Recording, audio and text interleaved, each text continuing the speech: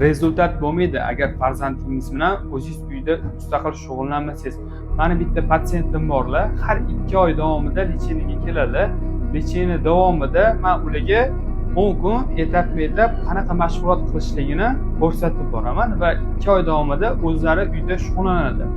Bola umuman yura olmasdi, harakatlari yo'q edi. Hozirgi kunga kelib o'zi mustaqil qadam tashlayapti va yurishga harakat qilyapti. O'zingiz ham uyda farzandingiz bilan mustaqil ravishda shug'ullansangiz, rezultati zo'r bo'ladi. Sizlarga yillar davomida hech kimga aytmagan sirimni ochaman. Ko'pchilik mendan so'rashadi, bolada qanaqa qilib tez natijaga erishish mumkin? Buni oddiy, lekin samarali yo'li bor. Men ota-onalarga dastlabki 8 kun davomida farzand haqida tushuntiraman. Nima qilish kerak?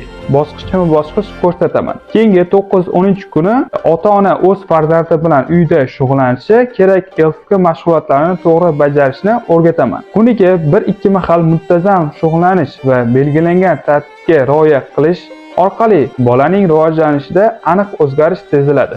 Muhimi ota-onaning faolligi. Agar ular bolasi bilan birga ishlashsa, natijasi zo'r bo'ladi.